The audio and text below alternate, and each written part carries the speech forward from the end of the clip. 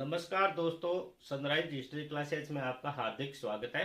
आज का हमारा महत्वपूर्ण प्रश्न है, अल बिरूनी की किताब उल हिंद में कितने अध्याय हैं।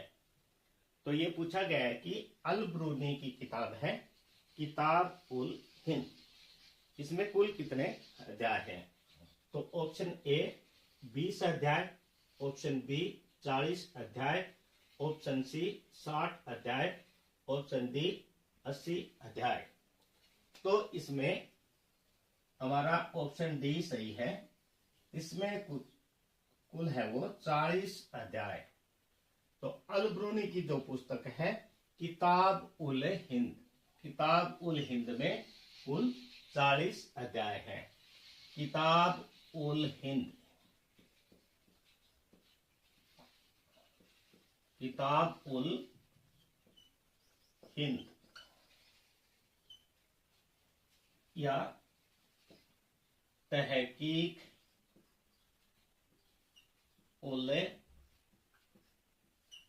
हिंद।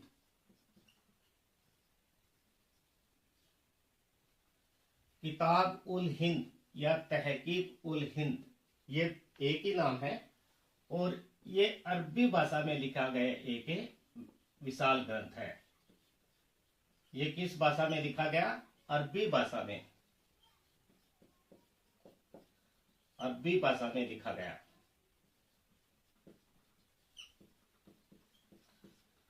विशाल ग्रंथ है।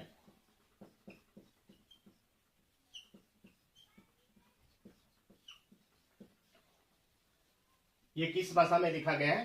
अरबी भाषा में। और इस पुस्तक से हमें धर्म, दर्शन, खगोल विज्ञान,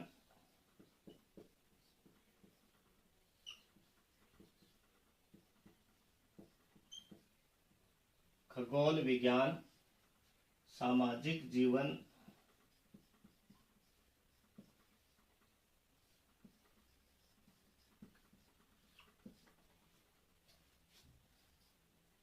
व कानून व्यवस्था के साथ साथ तत्कालीन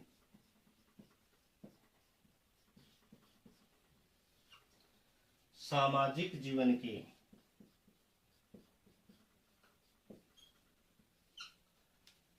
तत्कालीन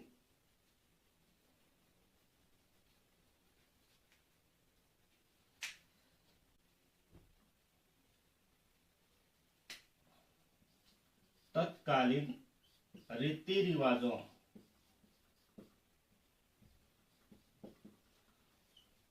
की जानकारी मिलती है।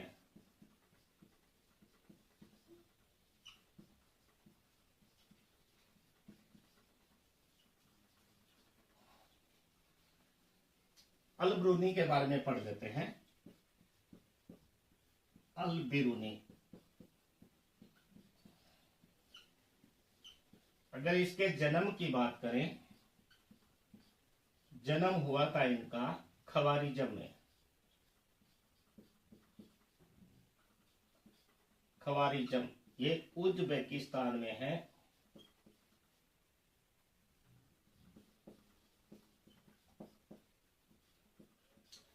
खवारिजम है वो उज्बेकिस्तान में है।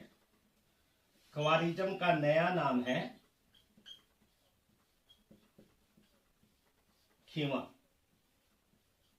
इसका नया नाम है खिवा। और 973 ईस्वी में इसका जन्म हुआ था। अल बिरूनी, इनका जन्म खवारिजम उज्बेकिस्तान में है और इसका नया नाम है वो खिवा है। और 973 ईस्वी में इसका जन्म हुआ था। और ये सीरियाई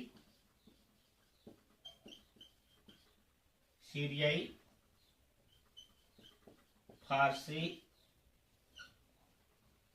हिब्रू,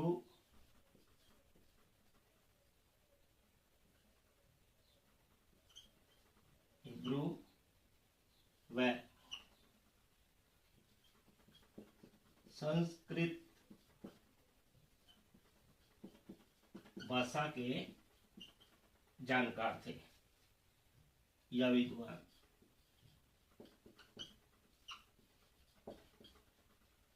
यूनानी भाषा का इसे ज्ञान नहीं था। यूनानी भाषा का ज्ञान है वो कम था इनको। तो ये था आज का हमारा प्रश्न कि अल बिरूनी की किताब उल हिंद में कितने अध्याय हैं। तो ऑप्शन ए में 20 अध्याय, ऑप्शन बी में 40 अध्याय, ऑप्शन सी में 60 अध्याय। तो हमारा सही उत्तर है ऑप्शन डी 80 अध्याय। किताब उल हिंद व तहकीक उल हिंद दोनों एक ही है और ये अरबी भाषा में लिखा गया है एक विशाल ग्रंथ है। और इस विशाल ग्रंथ से हमें धर्म, दर्शन, खगोल विज्ञान, सामाजिक जीवन व कानून व्यवस्था के साथ साथ तत्कालीन रीति रिवाजों की भी हमें जानकारी मिलती है। अल बिरूनी के बारे में अगर देखें तो इनका जन्म है वो 973 ईस्वी में ख्वारिज़म में हुआ था और ख्वारिज़म है वो उज्बेकिस्तान में है। ख्वारिज़म का नया नाम है वो खिवा है। इन्हें सीरियाई, फारसी, हिब्रू व संस्कृत भाषा का ज्ञान था। ये संस्कृत भाषा के भी विद्वान थे, जबकि यूनानी भाषा का उन्हें बहुत कम ज्ञान था। जबकि उन्होंने प्लेटो व यूनानी दार्शनिकों के कुछ ग्रंथों का अध्ययन भी किया था, लेकिन जितना सीरियाई, फारसी, हिब्रू व संस्कृत का ज्ञान था उतना उसे यूनानी भाषा का ज्ञान नहीं था। तो ये था दोस्तों आज का हमारा महत्वपूर्ण प्रश्न।